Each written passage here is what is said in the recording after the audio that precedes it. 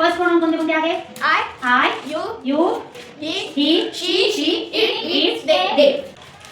आमचीला our. Very good. our. त्याच्यानंतर पुढचं आहे चौथ्या वाक्यातलं प्रोनाउन सांगा आधी. काय आलेले मराठीमध्ये? तिची. आता त्याला काय मध्ये इंग्रजीमध्ये काय म्हणतात तिचीला? हर. Very good. हर. काय आहे? हर. आता शेवट पुढच्या वाक्य पाचव्या वाक्यामधलं त्याच्या कुत्र्याचे नाव टॉमी आहे. पण आता याच्यातलं प्रोनाउन ओळखा आधी मराठी. त्याच्या. काय आहे? त्याच्या. आता त्याला मराठी इंग्रजीमध्ये काय म्हणतात त्याच्याला? his. आता पुढे त्याचे. आता इथे वाक्यावरून ओळखायचे इथे त्याचे कोणाचे? इथे वाक्यामध्ये बघा त्याचे शिंग म्हणजे कशाचं असणार आहे? ते कशा संदर्भात आहे? प्राण्याच्या संदर्भात आहे. मग प्राण्याच्यासाठी आपण इथे कोणतं प्रोनाउन वापरतो? इट्स. Very good. काय आहे? इट्स. हा म्हणजे इथे काय येणार आहे प्रोनाउन? त्याचे. काय येणार आहे? त्याचे. आता पुढच्या याच्यातलं वाक्यातलं मराठी प्रोनाउन सांगा. त्यांची. काय आहे? त्यांची म्हणजे समूहाचे. म्हणजे माझे इथे कोणतं प्रोनाउन येणार आहे? Very good.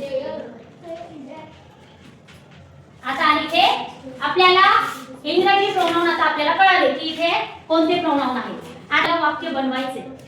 प्रोनाउन तर सापडले आपल्याला. प्रोनाउन तुम्ही सांगितले. आता त्याच्याशी रिलेटेड आपल्याला वाक्य तयार करायचं आहे. आता पहिल्या वाक्यामध्ये आलं हे माझे नाव. काय लिहिणार? माय नेम. काय लिहिणार? माय नेम. चला आपण वाक्य बनवायला सुरुवात करूया. माय नेम. याच्यानंतरचं वाक्य तुम्ही करणार आहे बघा. माय नेम आलं का? आता बघा राम आहे. आता मी तुम्हाला इंग्रजीमध्ये वाक्य बनवताना सांगितलं होतं. आता इथे आधी काय लिहिलंय? राम येईल का आहे येईल? आहे. मग आहे साठी काय आहे? इज. Very good. इंग्रजीमध्ये आधी काय येतं? क्रियापद येतं आणि नंतर आपण ऑब्जेक्ट टाकतो की नाही? मग कर्मणंतर येतं. म्हणून माय नेम इज काय आहे? My name is Ram. Very good. या पद्धतीने आपलं वाक्य बनलेलं आहे. My name is Ram. आता दुसरं वाक्य करून कोण करणार मला सांग. चल स्टँड अप साकिब.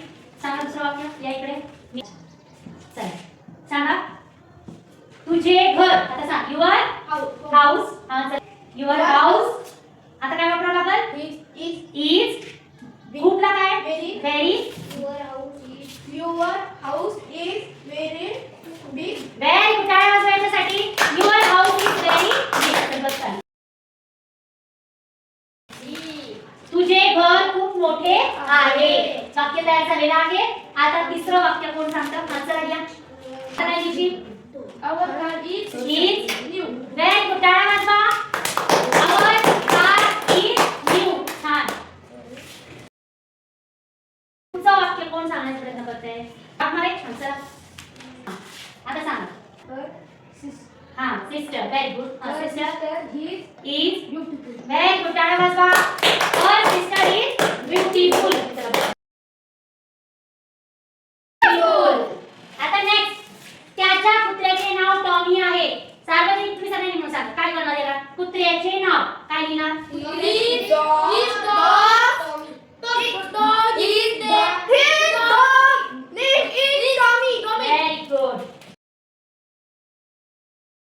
आता त्याचे म्हणजे कोणाचे? प्राण्याचे. तुम्ही सांगितलंय बरोबर. इट्स. आता शिंगांसाठी काय आहे? हॉर्न. काय आहे? Very good. हॉर्न्स करायचा. एक आहे का? नाही. दोन आहेत म्हणून यस लावलं. हॉर्न्स. आहेत साठी काय वापरायचं आता? आहेत. कारण की एकापेक्षा दोन. एक शिंग असतं का? नाही. शिंग दोन असतात. म्हणून हॉर्न. आता काय सांगितलंय? लांब. लांबला लॉंग. कळलं का? Its horns are long. आता त्यांची शाळा दूर आहे. सांगा. There. आता शाळेसाठी स्कूल. दूर साठी काय? Far away. Their school is far away. कळलं का? या पद्धतीने आपल्याला वाक्य करता येतात.